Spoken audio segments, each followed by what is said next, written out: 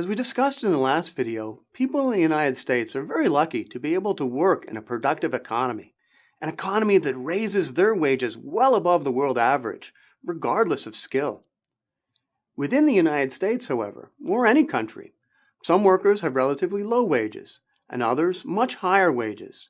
Let's take a look at one of the reasons why. As we saw in the last video, people in the United States are very lucky to be able to work in a productive economy that raises their wages well above the world average, regardless of skill. Within the United States, however, or any country, some workers have relatively low wages and others much higher wages. What accounts for these differences? Well, one reason is differences in human capital. Physical capital is things like tools and tractors and software, things that make people more productive. Human capital is tools of the mind, the stuff in people's head that makes them productive. And just as with physical capital, producing human capital requires investment, training, experience, and especially formal education. Let's take a closer look at the effect of education on earnings. So here's some data on the association between education and earnings level.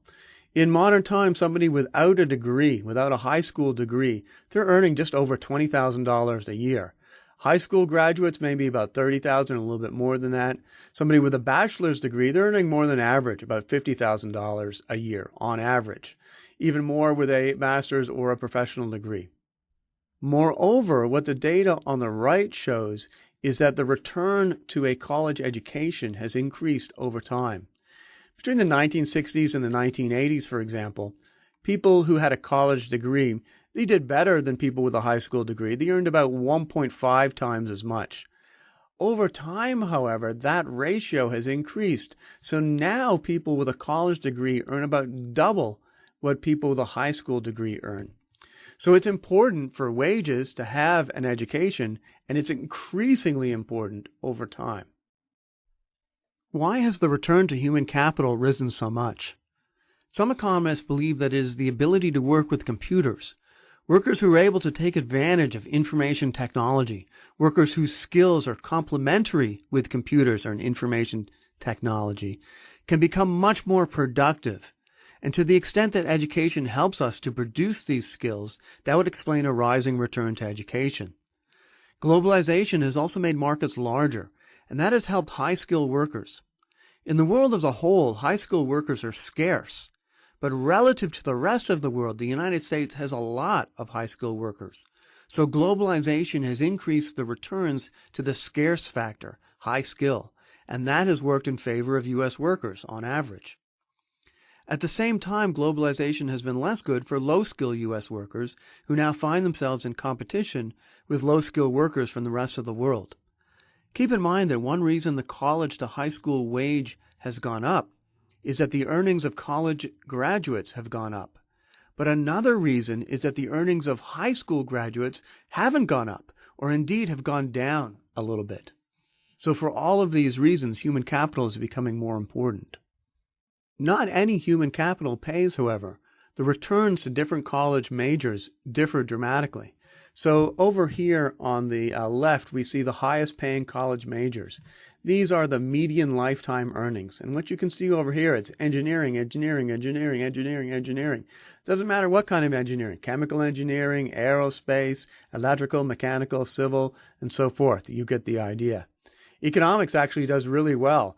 It's the highest paid degree outside of the kind of the STEM degrees. Here's the average, and down here are the degrees which pay less than the average degree. So here's the liberal arts. Here, for example, is psychology, art history, music degrees, studio arts, and so forth.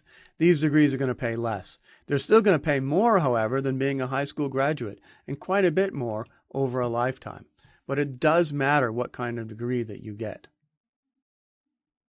Even though chemical engineers earn more than art history majors, you might be surprised that art history majors earn more than high school graduates. Why is this? After all, most art history majors don't get a job in which they use their knowledge of art history. One reason is that not all of the return to earning a college degree is due to human capital. Rather than increasing productivity, a college education may simply signal that the person getting the degree has certain attributes, perhaps IQ, conscientiousness, ability to work with others, grit, and so forth. Education in this view is like competing in a triathlon, an Ironman. Competing in an Ironman won't increase your productivity in a sit-down office job, but you may want to put that accomplishment on your resume anyway because it does signal that you are determined, and also healthy, by the way. One interesting piece of evidence that signaling is important is that a large part of the return to a college degree comes on the day that you get your degree. This is often called the sheepskin effect because diplomas used to be written on sheepskin. So think about two students, two workers, one of whom has a 4-year degree. They've completed it. The other of whom has all the same courses, except they're missing just 1 credit hour. They don't have the sheepskin. In terms of learning, these students ought to be virtually identical. Their human capital, it's nearly identical. And yet, on average, the one with the degree, the one with the sheepskin, earns more, a lot more. The signal of completion seems to matter more than the learning. So there's an important lesson here, and that is finish your degree. If you don't finish your degree, you may end up with a lot of debt and very little to show for it. That's the lesson of the sheepskin effect. Okay, next we'll turn to looking at compensating variations, and then we'll move on to discrimination. If you want to test yourself, click Practice Questions. Or if you're ready to move on, just click Next Video.